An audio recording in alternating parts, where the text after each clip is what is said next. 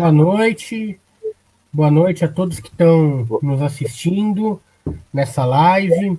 Estamos começando aí mais uma transmissão do Pessoal Bragança hoje. Hoje, dia 14 de junho, nós estamos aí iniciando. Então, primeiro desejar boa noite a vocês que estão começando aqui a nos acompanhar. A gente desde já pede para todo mundo dar aquele like, aquele coraçãozinho, coisa que o Bolsonaro não tem, mas vocês têm, eu sei.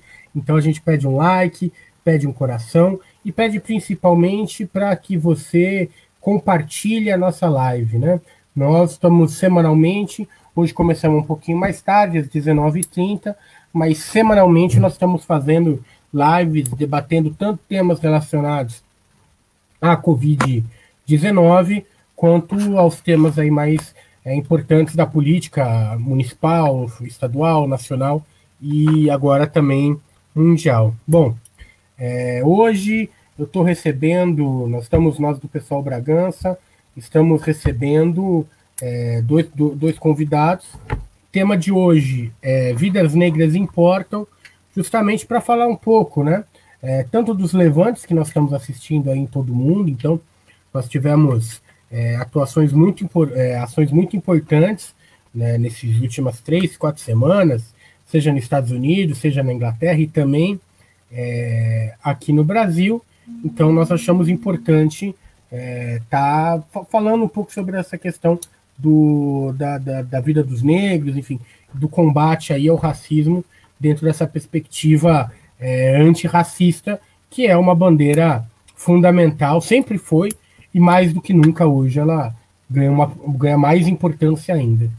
Então estamos recebendo aqui a Júlia Barbieri e o Michel Oliveira. Os dois são ativistas do movimento negro.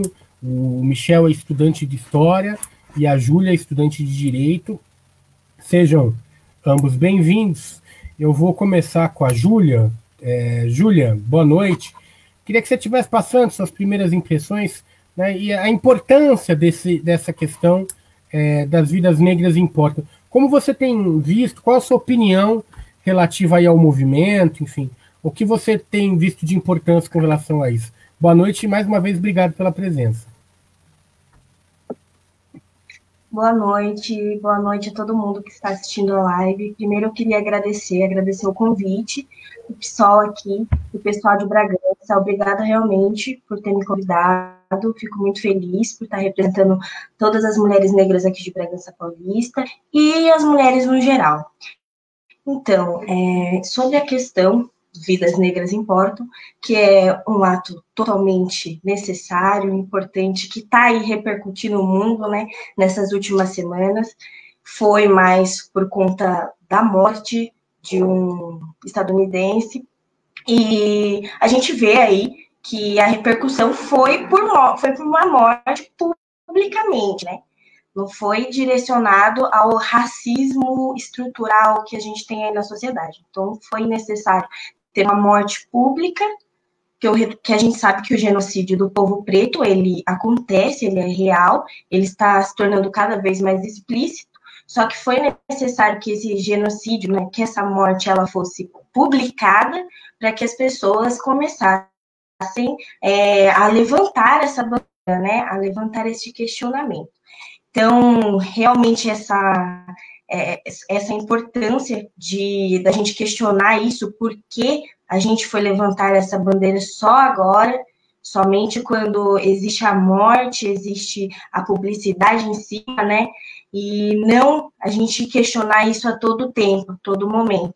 Então, é importante que a gente não deixe isso morrer, não deixe isso acabar, a gente não se cale, porque, assim, a gente viu que as outras semanas né, o movimento ele estava super mais ativo do que a gente está agora, né? Agora ele já deu uma diminuída. E por que isso acontece? Porque a gente tem momentâneo, né?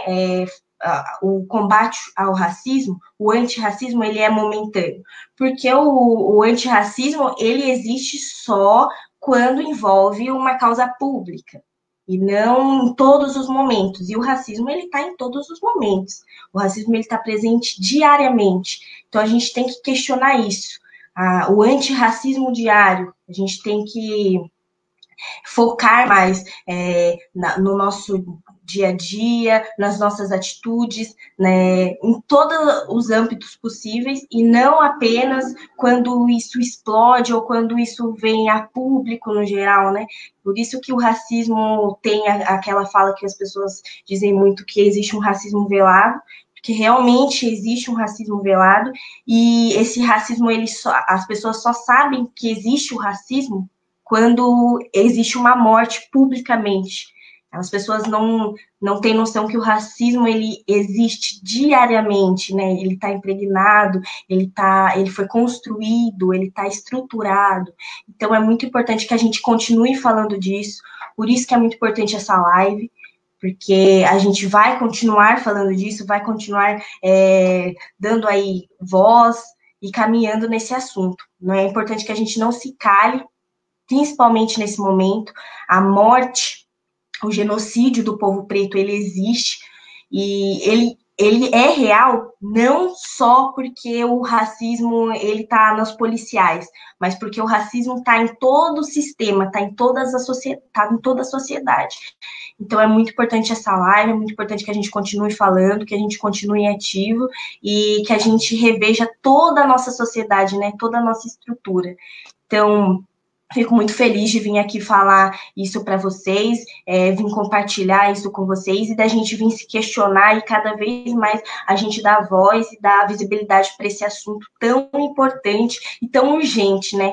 E não urgente apenas pelo fato de explodir do nada ou pelo fato de existir o genocídio do povo preto, mas é porque o genocídio do povo preto ele existe porque tem um racismo, uma base, né, uma estrutura que o racismo foi criado.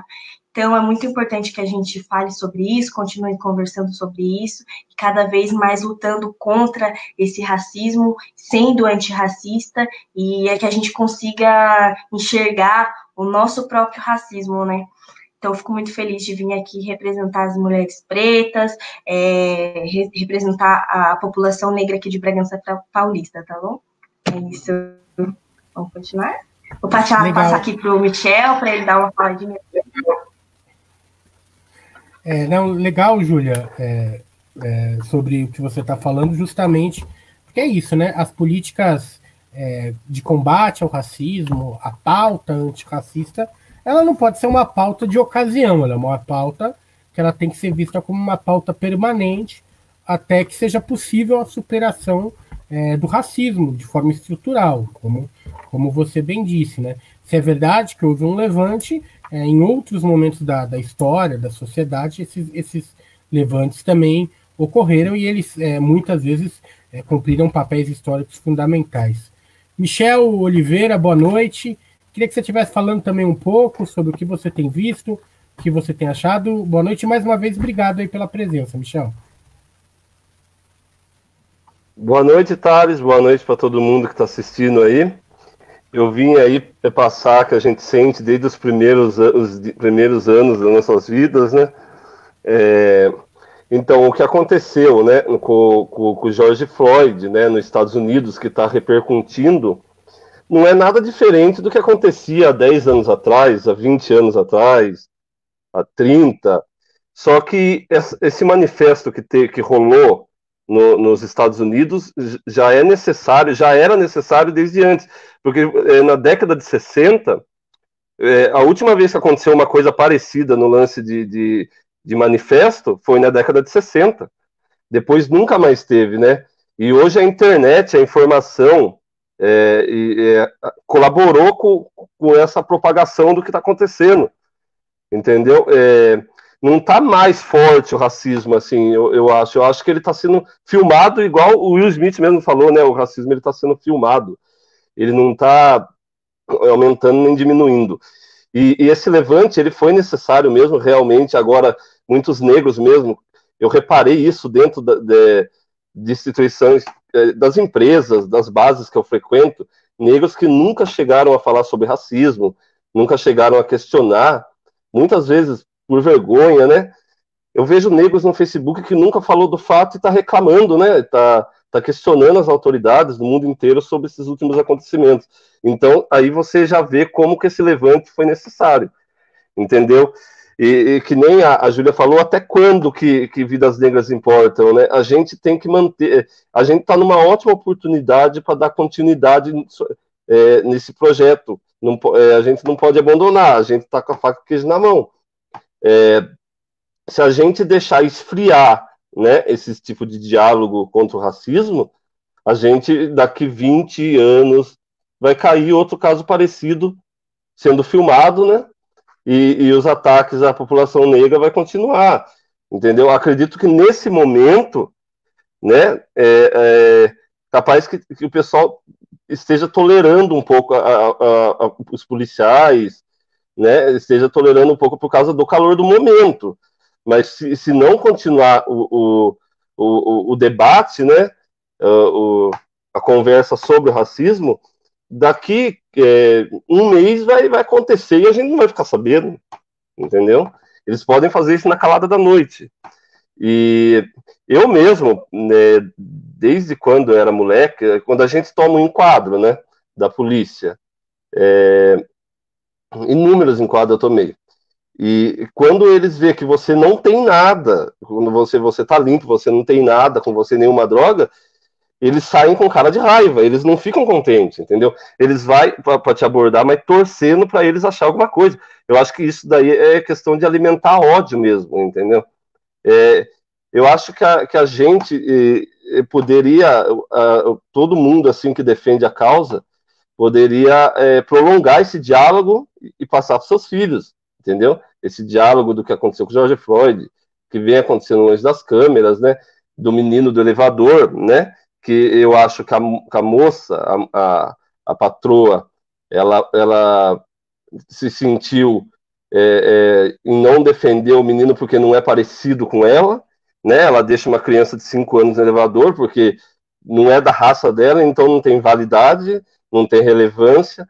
Então, eu acho que as pessoas têm que prolongar o debate, conversar dentro das famílias sobre isso, mesmo se não tiver família, membro negro, cunhado, namorado negro, pode ser uma família branca, tem que conversar com isso, com as crianças, para prolongar o diálogo, entendeu? Para não deixar morrer isso daí, porque a gente, na verdade, a gente tá com a faca e com o queijo na mão. A gente pode, eu acho meio impossível a gente zerar, erradicar o racismo, entendeu? Infelizmente, eu acho um pouco impossível, mas a gente pode dar uma melhorada, sim, entendeu? A gente tem que acabar com aquele diálogo das pessoas falarem que o mundo tá chato, por causa que as pessoas têm que respeitar as outras, né? Daí você pega um branco magro de olho claro falando que o mundo tá chato, né? Sendo que essa pessoa ela não tem a mínima chance de sofrer um preconceito, né? Ela não sabe como que é, né? E eles querem ensinar a gente a se defender, eles querem explicar pra gente como que a gente tem que se sentir quando sofre um racismo, né? Então é isso que eu penso, por enquanto, e boa noite para todos aí, vamos continuar com o debate aí, eu vou passar a palavra para o Thales. Bom, bacana, Michel, fazer aqui alguns agradecimentos, pessoal que está nos assistindo.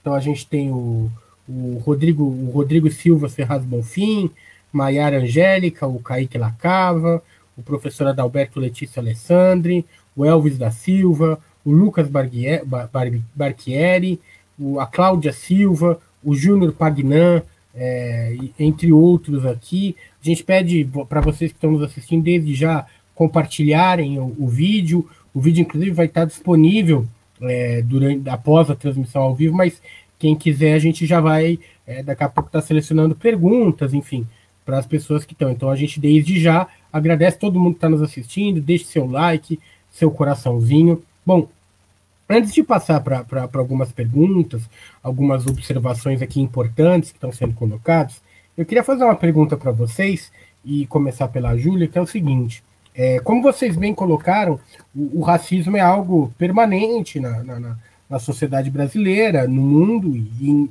em Bragança muito mais, né? Mas eu queria que vocês falassem um pouco sobre como vocês têm analisado aí o governo Bolsonaro e a questão do racismo. Nós sabemos que o Bolsonaro tem um histórico, né, de frases e falas contra o movimento negro e contra os negros de forma geral. O próprio ministro da Educação já criticou os negros. Nós tivemos até mesmo o presidente da Fundação Palmares, que é negro, falando que o movimento negro é uma escória, enfim. Queria que vocês falassem um pouco como vocês têm enxergado esse atual momento, né? Vocês acham que o racismo nesse aspecto piorou, ele continua igual, ou houve uma melhora? Como que vocês enxergam esse momento? Começar pela Júlia.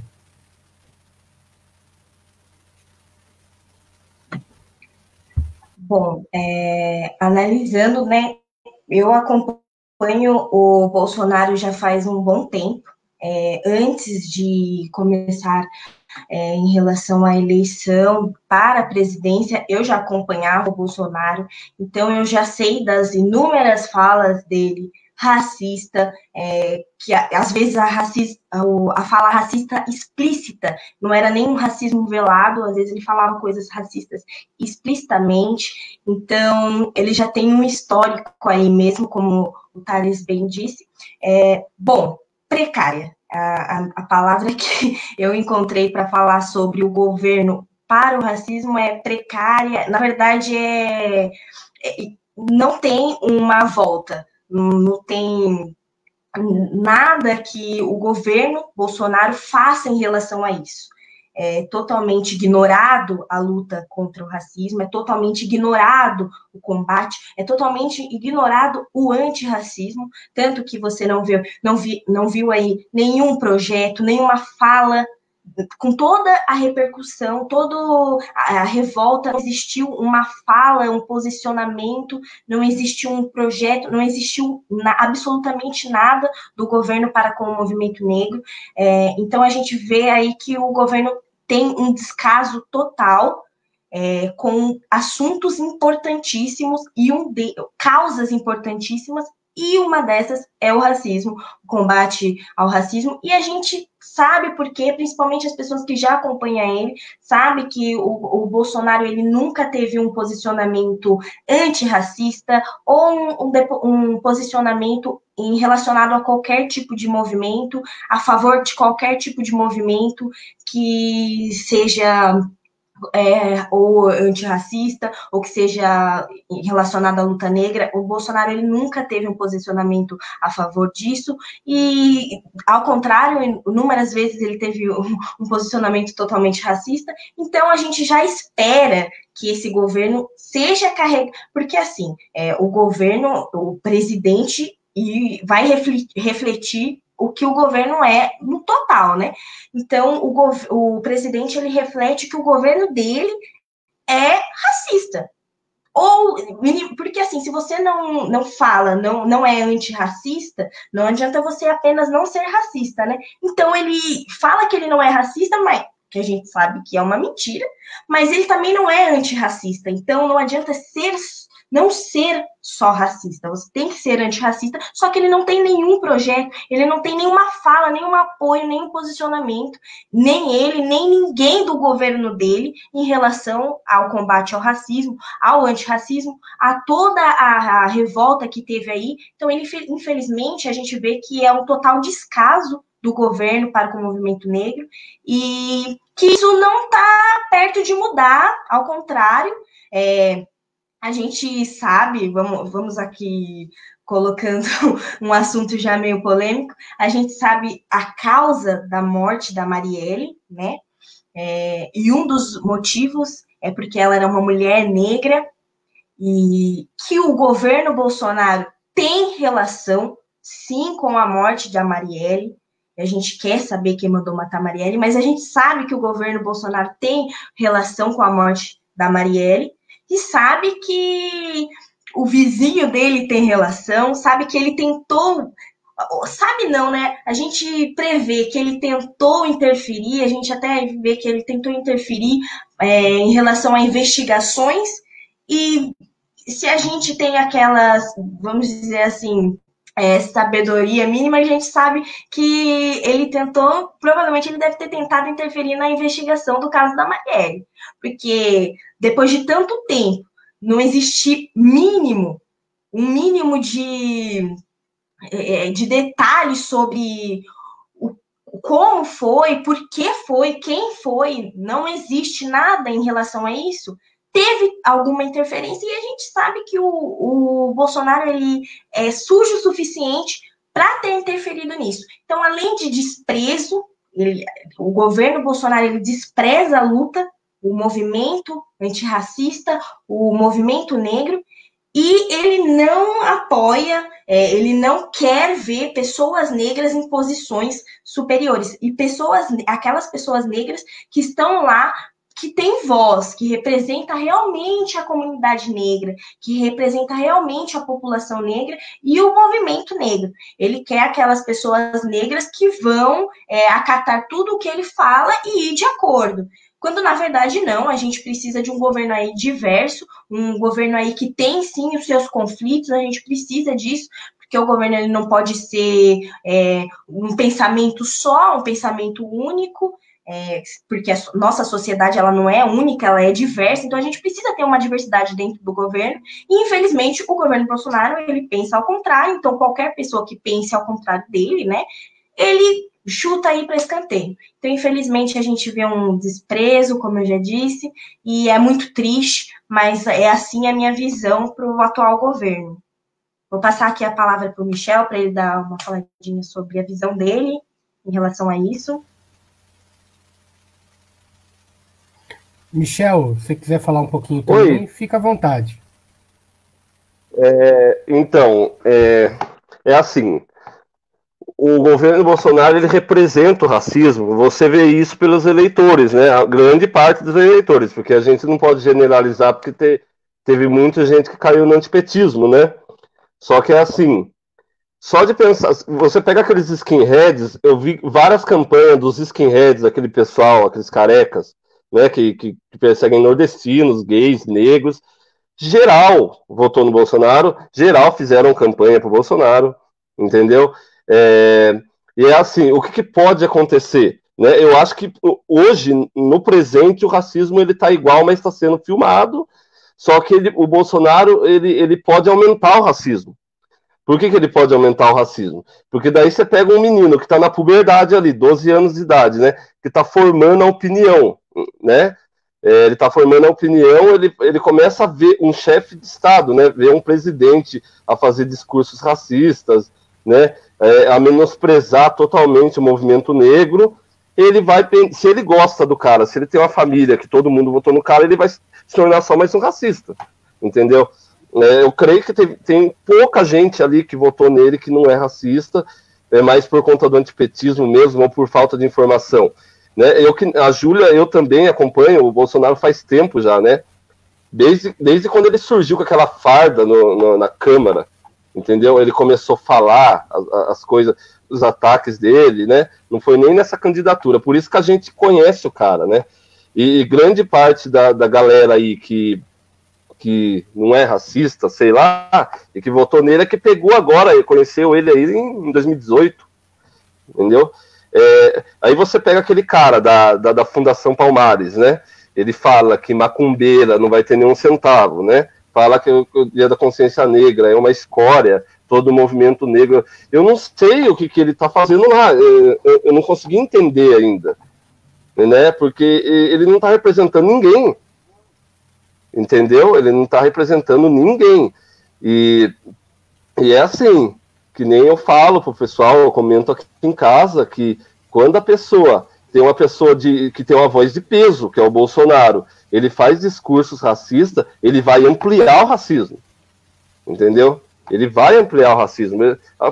Qualquer uma pessoa assim, que tem uma cabeça fraca, ela vai pensar igual ele, entendeu? Isso daí que é o que está acontecendo hoje.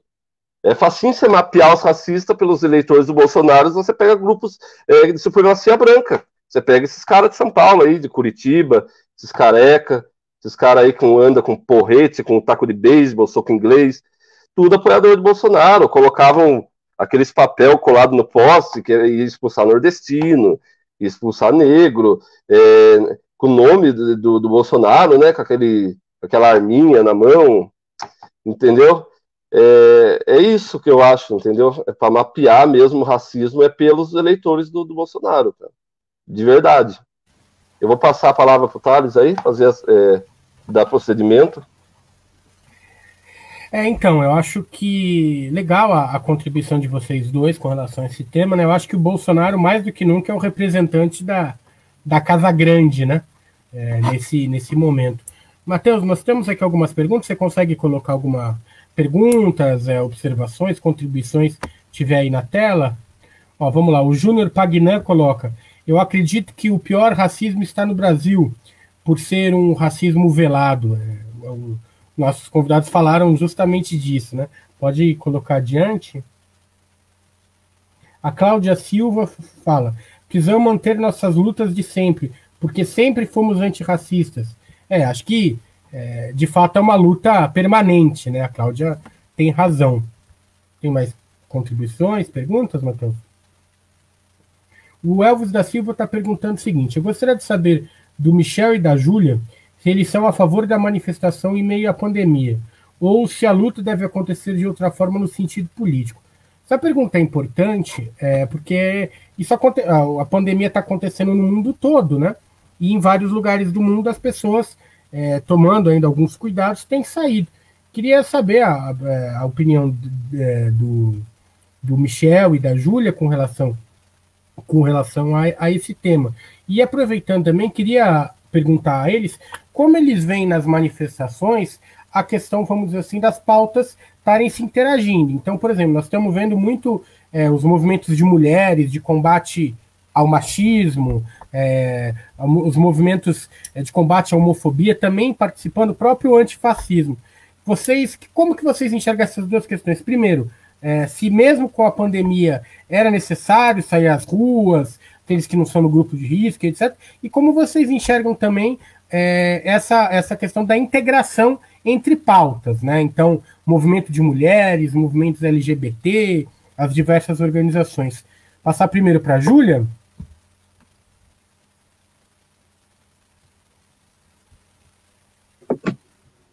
Bom, eu acho que nesse momento, no Brasil, principalmente, não falo assim pelos países de fora, mas principalmente aqui para o Brasil, que a gente está vivendo um ápice, o auge do coronavírus, não aconselho. Não aconselho, não porque a gente sabe que, sim, a população negra está cansada, é uma revolta, a gente precisa disso, é urgente, o racismo ele é urgente, a gente já está cansado de ver os nossos morrendo, a gente já está cansado de ver a mãe perdendo o filho, de ver o pai perdendo o filho, de ver a população em geral preta mesmo perdendo os filhos, a gente já está cansado, sabe, de ver a morte do povo preto, de ver o genocídio do povo preto, mas está ocorrendo aí as mortes frequentes, diariamente aí, várias mortes dia por conta do coronavírus, e eu acho que nesse momento não seria prudente, principalmente para aquelas pessoas que são da área do grupo de risco, sair para a manifestação nesse momento, principalmente pessoas mais velhas, essas coisas, porque como trabalho num hospital, eu estou vendo como que é forte esse vírus e ele realmente se alastra de uma maneira muito rápida e a gente está dando pouca importância por uma coisa enorme. O governo está dando, se o governo já está dando pouca importância, a população ela vai dar menos importância ainda. Então a gente está dando uma importância muito pequena, um vírus muito grande, que tem um potencial muito grande para afetar a vida das pessoas, e não acho que seria um momento prudente para isso. Eu entendo as pessoas, a revolta, e eu entendo as pessoas que estão saindo, não tiro, a gente não pode tirar a credibilidade dessas pessoas, a gente não pode tirar a dor dessas pessoas, então a gente tem que entender que essas pessoas elas estão indo porque elas sentem que ali é o horário, é a hora que elas têm que estar, que elas têm que falar, que já estão cansadas. Eu entendo essas pessoas, mas eu entendo também as pessoas que não querem ir, as pessoas que têm medo, e eu aconselho todas as pessoas que não querem ir, que têm medo, que são de risco, a não irem mesmo, porque esse vírus ele é letal. Eu estou vendo muitos casos, infelizmente a gente tem aí, vamos dizer assim, uma pouca divulgação. Então a população bragantina mesmo, ela não está tendo noção do tanto que esse vírus está sendo prejudicial aqui em Bragança. A gente está vendo aí comércio abrir, a gente está vendo aí a população sair e como se não houvesse amanhã, nem fingindo que nem aconteceu nada, e sendo que não, na verdade tá e vai piorar, as coisas elas não estão bem. E eu não aconselho realmente as pessoas a nesse momento irem. Como eu disse, o racismo ele é uma luta diária.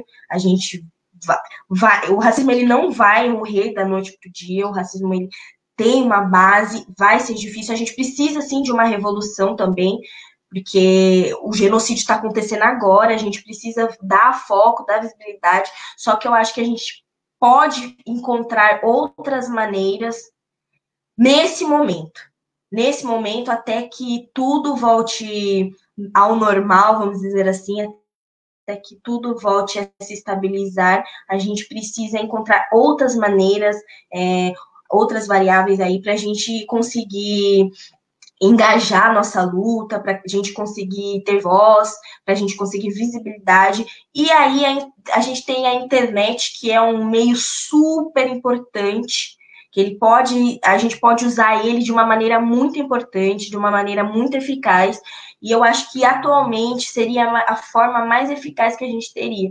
porque muitas pessoas correm grandes riscos indo nessas manifestações, e eu zelo por essas pessoas, tipo, eu sinto mesmo, eu me coloco no lugar, e infelizmente eu trabalho no hospital, eu tô vendo como que tá acontecendo esse vírus, como que tá sendo rápido a forma que ele tá se espalhando, e tô vendo que a população bragantina não está nem aí, e isso tá me machucando. Então, assim, principalmente a população preta, que é a maioria em mortes relacionadas ao Covid. Então, eu vejo muito que vocês têm sangue, de vontade, assim, de fazer revolução.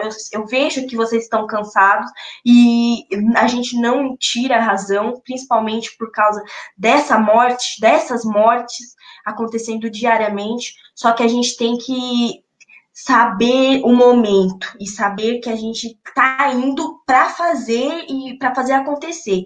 Como o Emicida mesmo disse, e eu vi várias vezes para tentar entender o vídeo dele, às vezes a gente está indo para cair até numa armadilha aí do próprio governo. Então eu vi muito saber na fala do Emicida, e eu concordo com ele em várias partes. Então meu posicionamento em relação a isso é que nesse momento a gente tinha que procurar outras maneiras, outras formas aí de não solucionar, né, mas de dar engajamento para a nossa causa, para o nosso movimento, dar voz. E a internet seria um meio muito importante, como né, como está sendo. É isso, passo aí para os meus colegas. Michel, como que você tem visto aí as manifestações? Tanto a importância e também essa questão das pautas combinadas, né? Também a questão do movimento de mulheres, LGBT, antifascistas.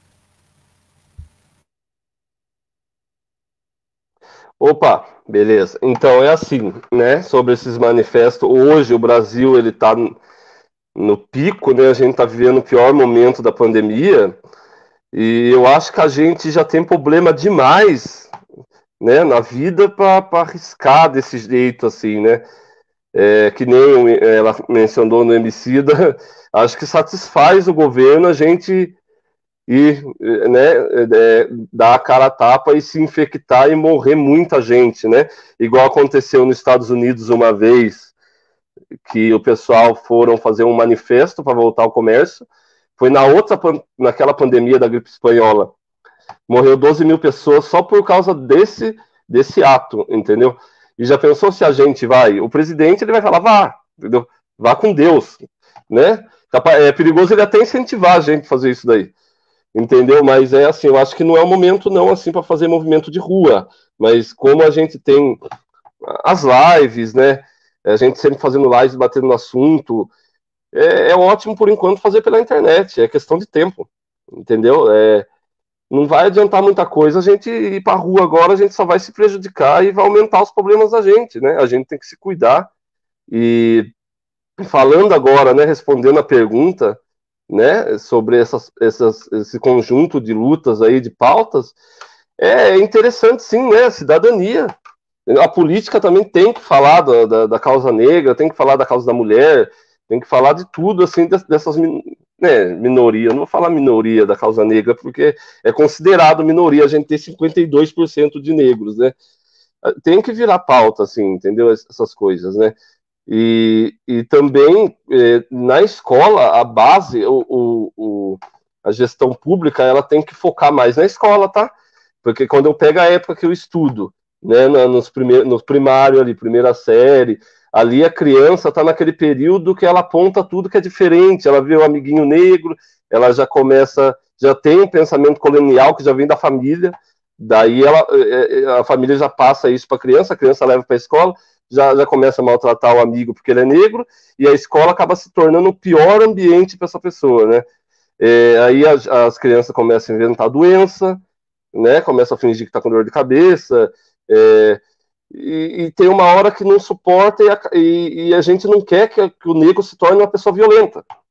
Isso aí aconteceu comigo no passado na escola, eu respondi um BO porque eu quebrei o dedo do menino, porque o menino falou para mim que minha família veio de navio negreiro, eu não estava aguentando mais, eu peguei a cadeira e dei uma cadeirada nele. Ele quebrou o dedo, mas isso daí não é o caminho, entendeu?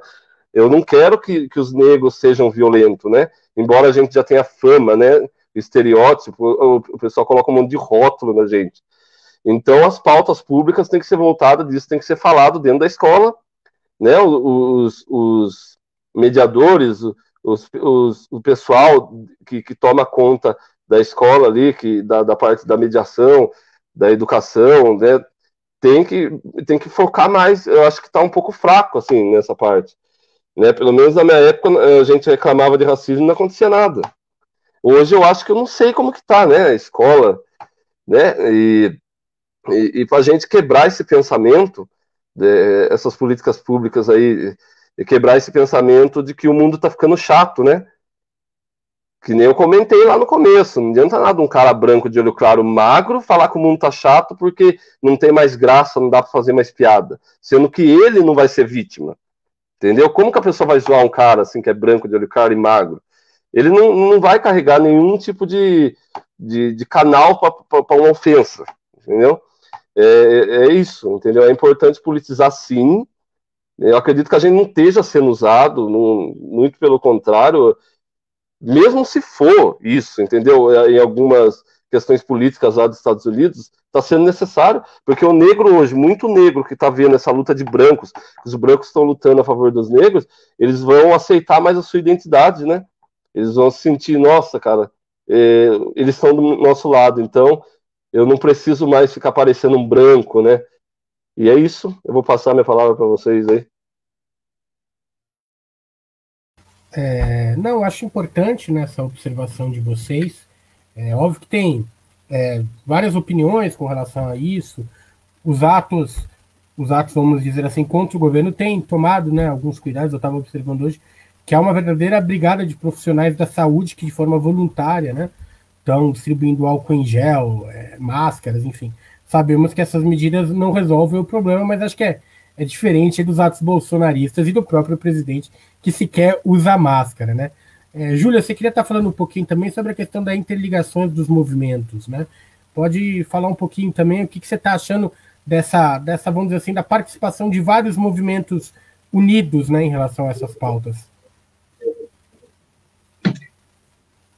Bom, eu acho super importante que a gente sim una os movimentos, que a gente tenha uma luta no geral e que a gente conquiste algo no geral, mas nesse momento, principalmente pelo genocídio do povo preto, que é o que eu tenho tanto pontuado, porque é o que tem gerado toda essa revolta, a gente devia focar, sim, na minha opinião, a gente devia focar no movimento negro. A gente devia focar na luta negra, que é o problema no atual momento, que está sendo comentado muito, que gerou toda essa repercussão. Não que a gente desconsidere outros movimentos, outras lutas, mas que a gente não desfocalize o foco, na verdade, não que a gente não tire o foco da raiz do problema, da onde está o problema ou da onde gerou todo o problema. Então, é muito importante que a gente não desfoque, que a gente consiga entender que, nesse momento, a nossa luta é para a gente acabar com o genocídio do povo preto, para a gente parar com as mortes de crianças negras, de pais negros, de mães negras, de famílias negras. A gente tem que focar nesse momento, a gente precisa muito focar na raiz do problema que gerou toda essa revolta. Não que não exista a importância de outros movimentos, a gente sabe que todos os movimentos têm sua grande importância, têm sua luta, só que a gente não tire o foco da onde começou essa revolta toda, que a gente não tire o foco do real motivo pelas mortes, do real motivo pela prisão, do real motivo pela dor das percas, que a gente não tire esse foco, porque senão acaba aí desvalorizando, vamos dizer assim, desvalorizando a luta negra, acaba até desanimando a gente, porque a gente fala, quando a gente fala, aí entra uma outra luta que é muito importante, é muito válida, mas parece que essa luta vai ser mais válida que a minha. Calma, eu acho que cada um vai ter o seu momento, tem o seu espaço, tem o seu momento, e nesse momento, o que está acontecendo nesse momento, a revolta nesse momento, está sendo pela morte do povo preto.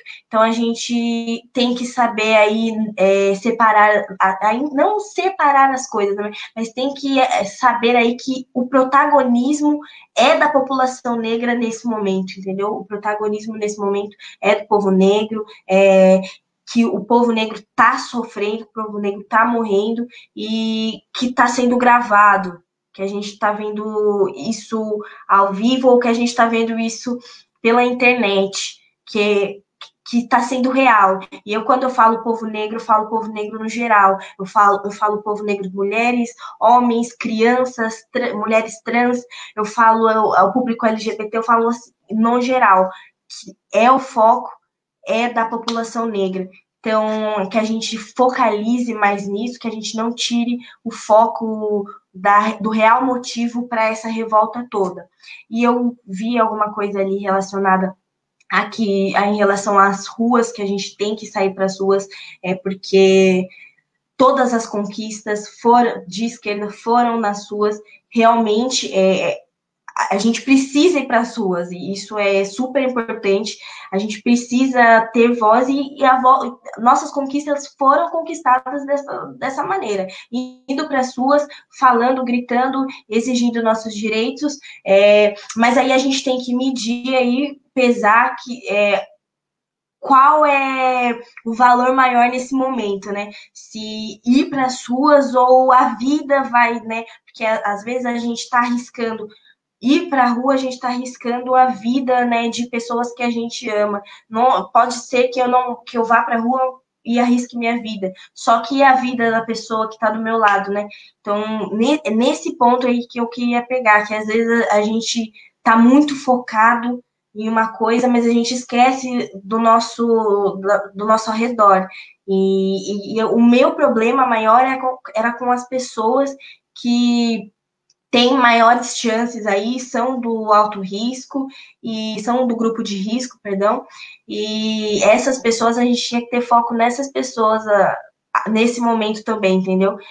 E é isso, vou passar aí minha fala aí pro Thales, vamos lá? Não, bacana contribuições de vocês com relação a isso, né?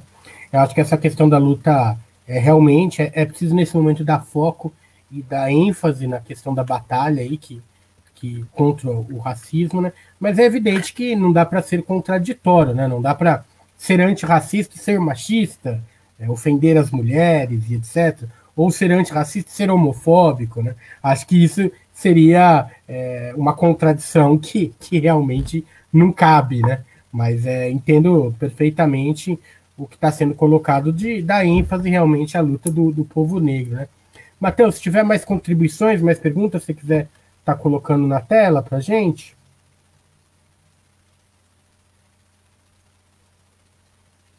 Matheus tá nos ouvindo? Vamos lá.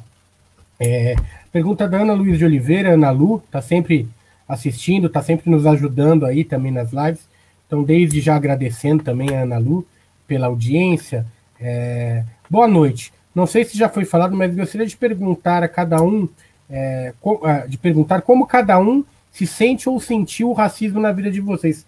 O Michel deu até um pequeno exemplo, mas acho que é legal falar mais um pouco disso. Vocês já passaram por situações assim? A gente sabe o quanto Bragança é conservadora nesse aspecto, né? Então, Michel, se você quiser começar falando um pouquinho. Olha, nossa, inúmeras vezes.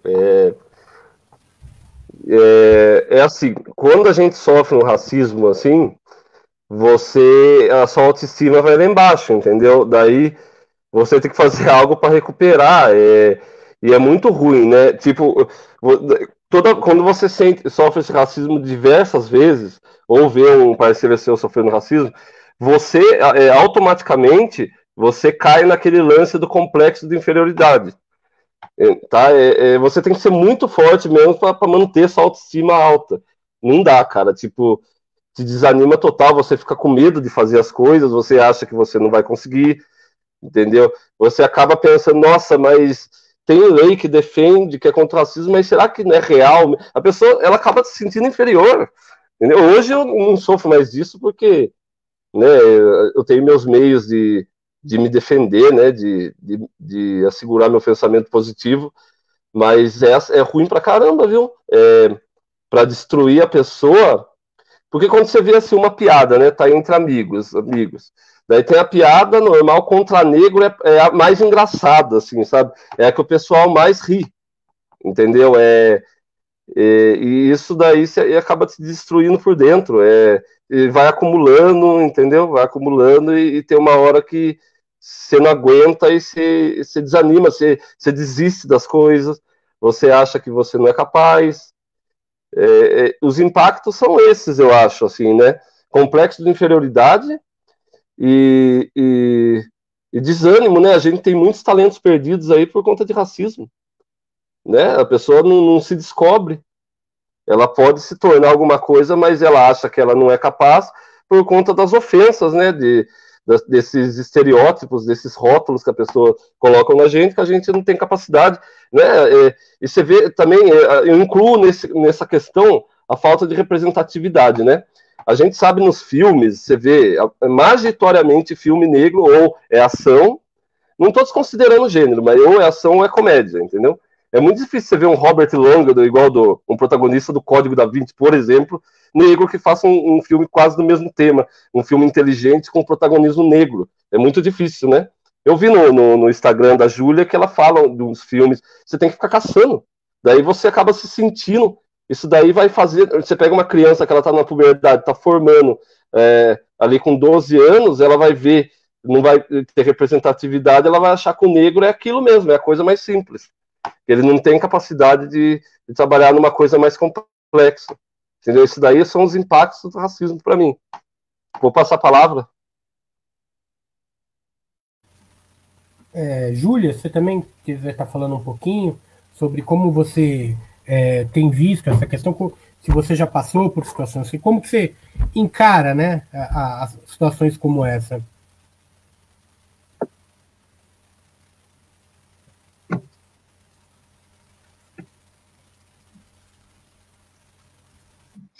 Então, sim, Já passei diversas vezes, ainda hoje passo.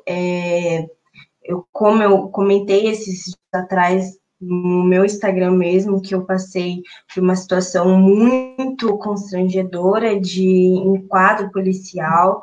Não foi a única vez, diversas vezes a gente passa realmente por isso, mas foi uma vez que me deixou muito triste, porque foi um racismo meio escancarado, que eu estava numa praia em Paraty, é uma cidade turística, então tinha muito turista e a maioria, assim, 90% dos turistas que estavam lá quando eu estava em viagem eram todos brancos, e eu estava parada simplesmente aguardando só o transporte para voltar.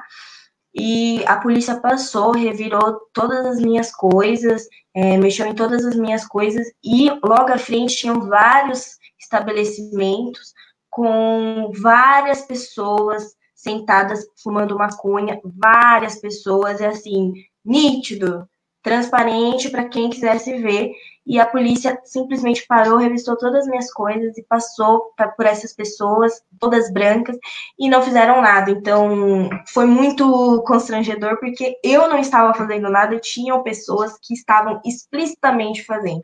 E não foi a primeira vez, eu contei a mais recente, mas desde a infância, eu acho que a infância é onde marca mais a pessoa negra, né? Porque é ali que você está começando a se formar, que você está começando a conhecer a vida, você está começando a conhecer outras pessoas, outros âmbitos, outras personalidades, e aí vai. Então, na infância é quando me doeu mais o racismo, por conta de inúmeros preconceitos, né?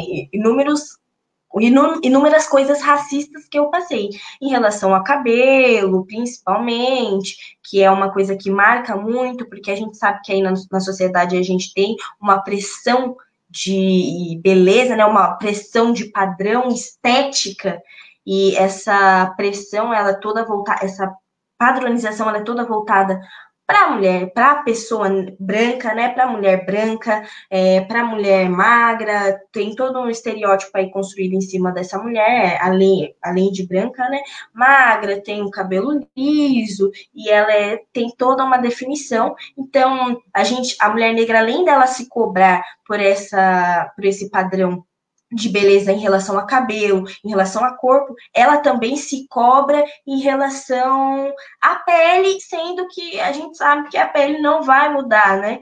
Então, diversas vezes aí eu já passei por situações que, por piada, ou mesmo nem por piada, mas por ser excluída das coisas, eu chorava muito, e aí eu ia para minha casa, assim, eu parava antes de descer para minha casa, eu parava numa esquina e eu chorava e ficava pedindo para Deus para eu nascer branca, e coisas que eu achava que era só comigo, quando na verdade a gente vê aí que realmente acontece com as crianças negras. Por isso que eu falo muito essa questão da escola, do racismo na infância, porque é muito importante que a gente construa desde a infância crianças não racistas, crianças antirracistas, que a gente construa aí um projeto, uma base de antirracismo na infância, nas escolas, porque é onde começa tudo, onde a gente aprende nossas primeiras coisas, e onde a gente começa a formar ali o nosso caráter, a nossa personalidade e diversas coisas.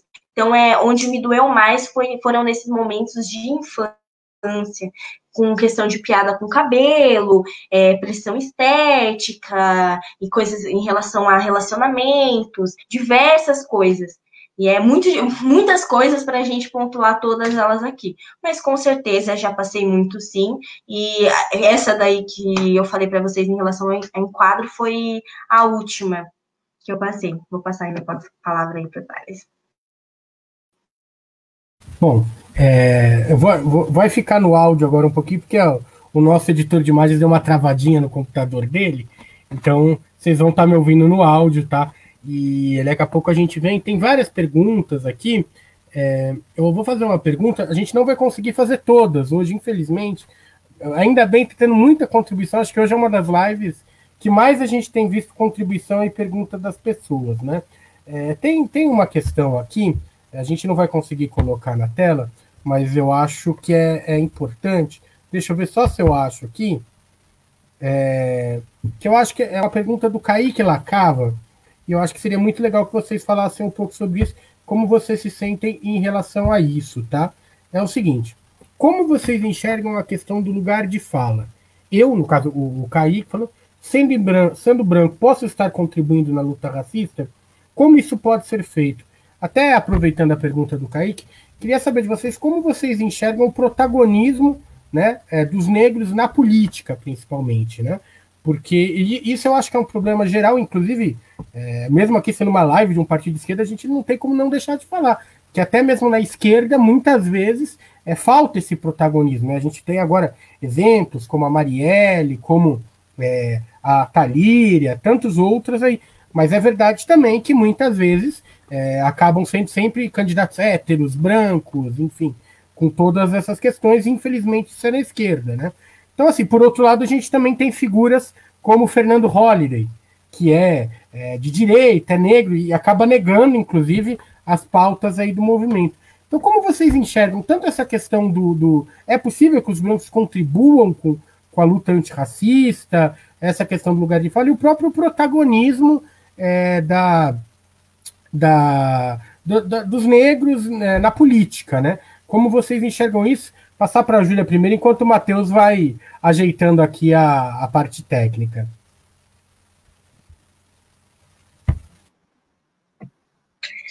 Bom, primeiro a gente tem que entender aí que quando a população negra ela fala local, lugar de fala, é uma expressão meio errada da maneira que a população branca interpreta.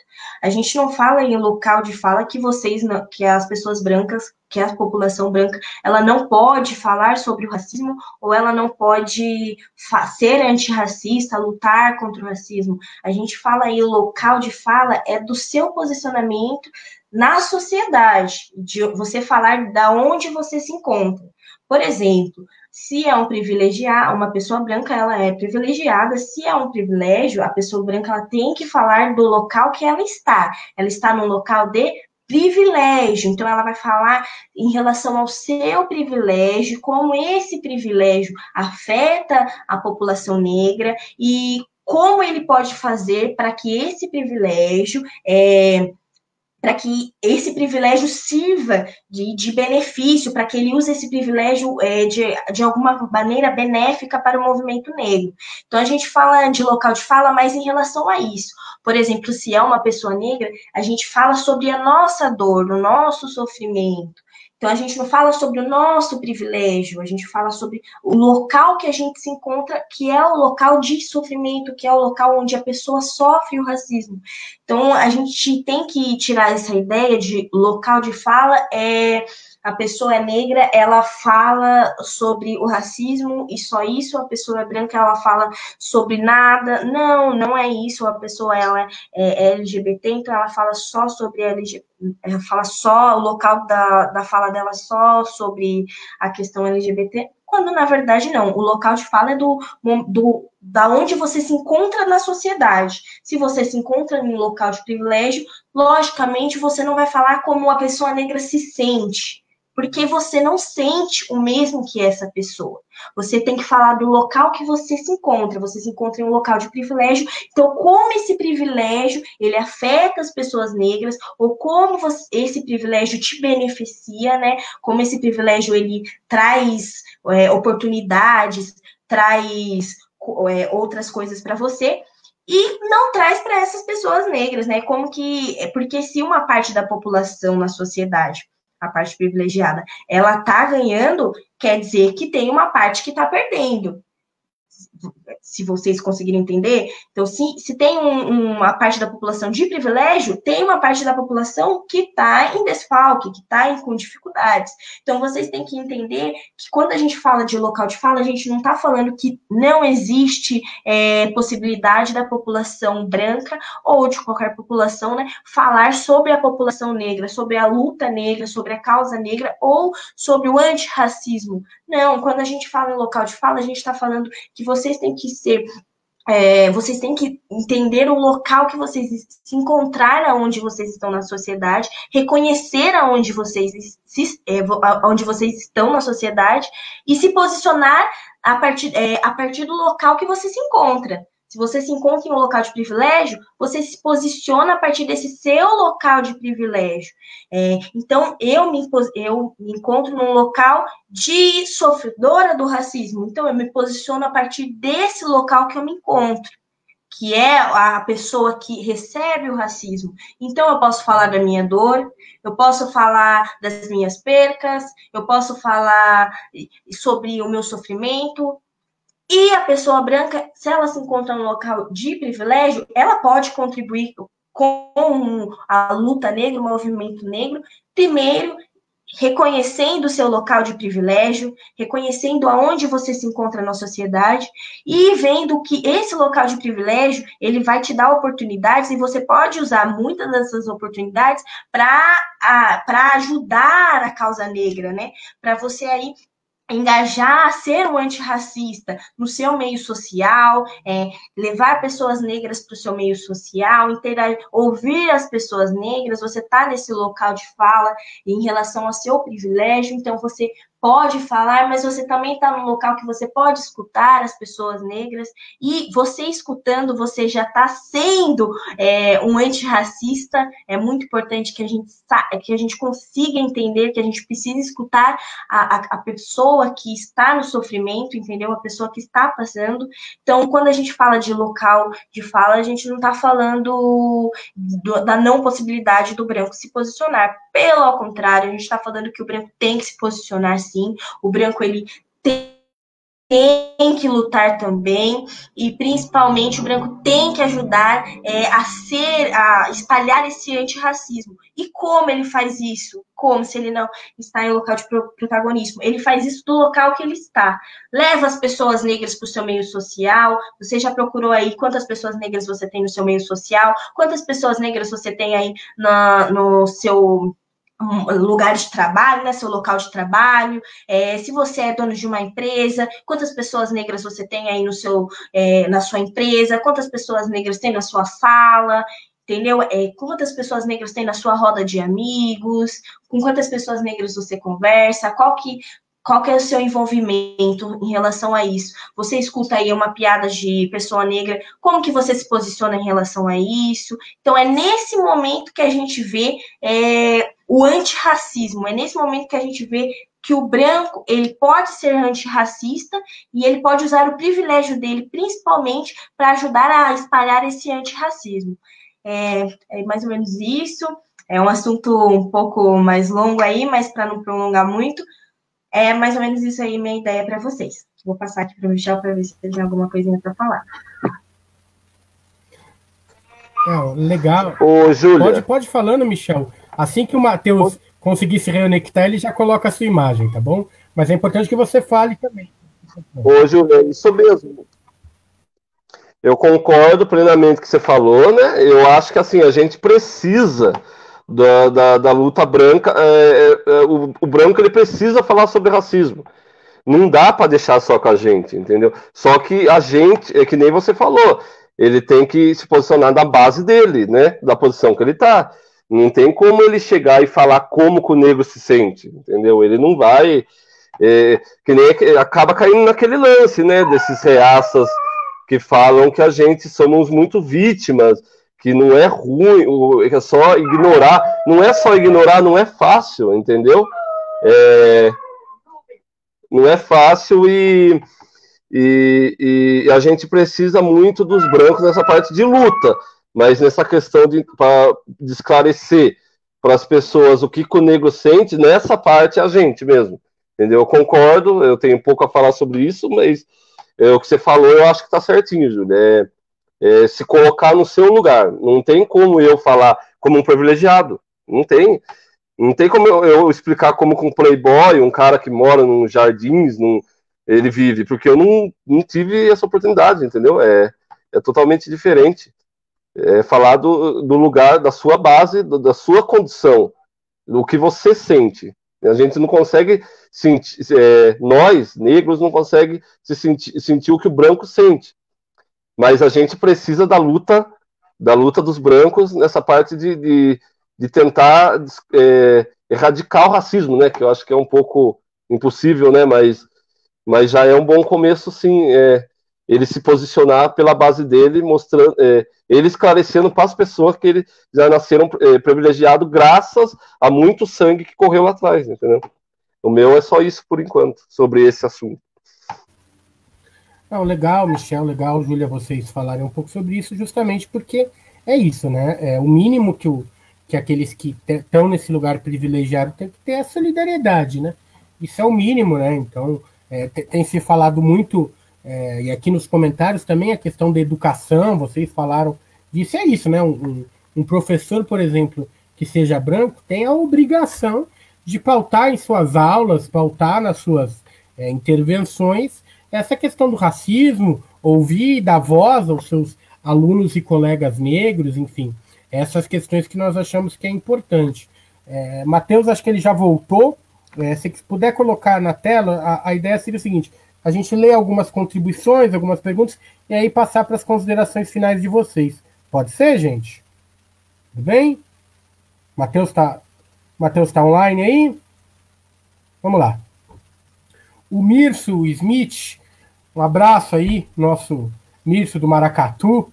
O racismo, como vários conceitos e preconceitos, tem que ser desconstruído desde o primeiro dia, de contato com as escolas nas bases, nos primeiros círculos sociais.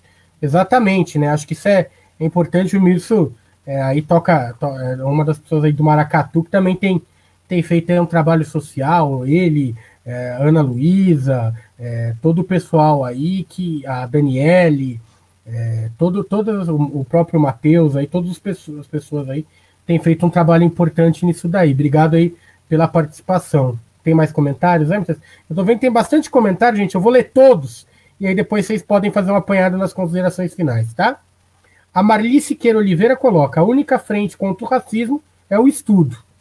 Justamente, né? Foi o que nós colocamos aí. Tem mais aí, Matheus? O Adalberto, Alessandro, professor Adalberto, coloca: a volta às ruas significa ocupar o nosso espaço. Se demorarmos muito, podemos perder o nosso espaço. Hoje foi falado, né, que os atos dos bolsonaristas eram o fascismo day, né? Então, tem essa também. Pode continuar aí, Matheus? Tem mais observações aí?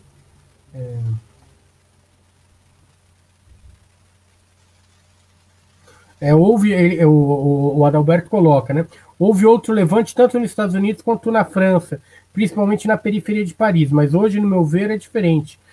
Na opinião de vocês é diferente? Por que seria diferente? Pois vocês colocam aí as opiniões de vocês aí em relação a isso. Tem mais aí, Matheus?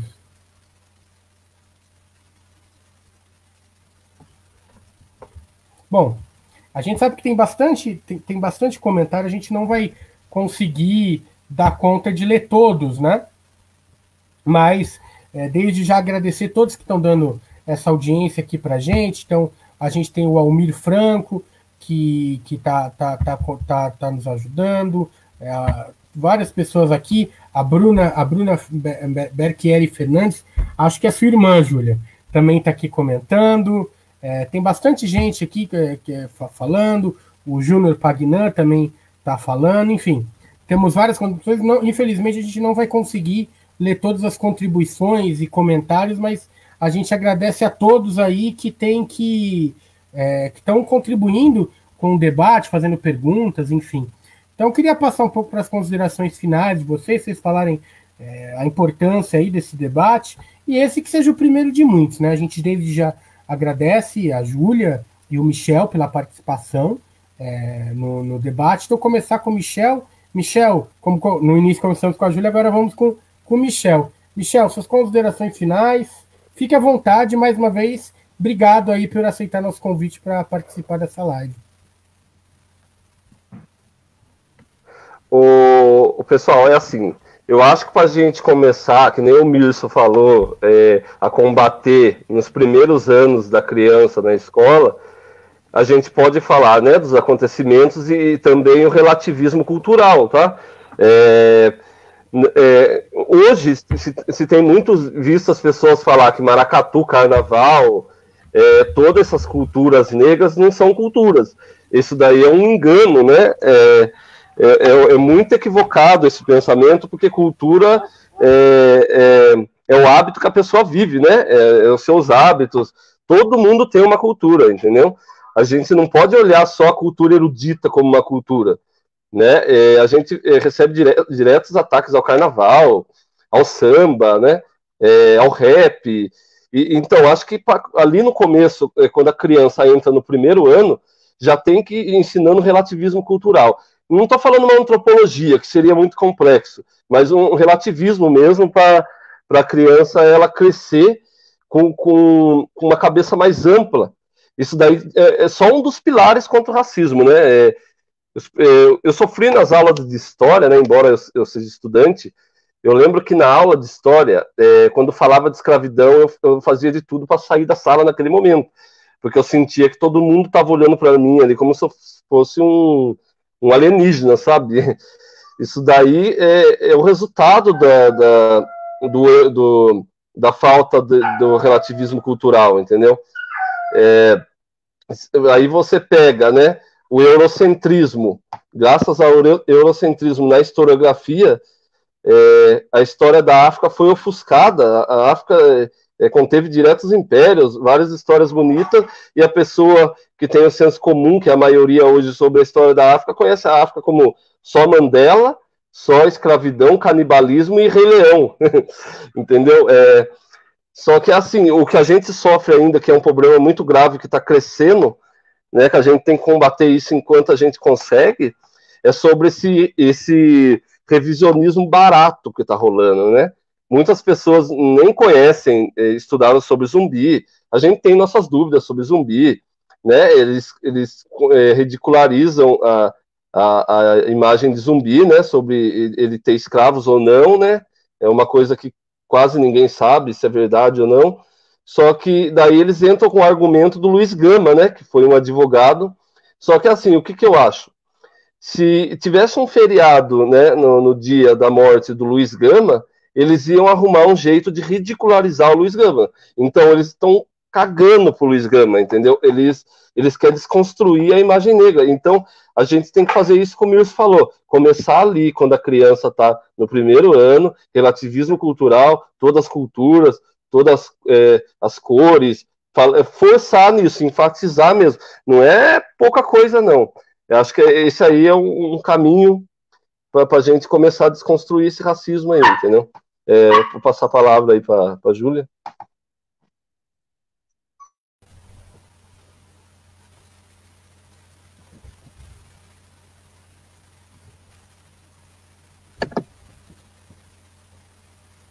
Acho que o microfone tá. O microfone dele acho que tá desligado.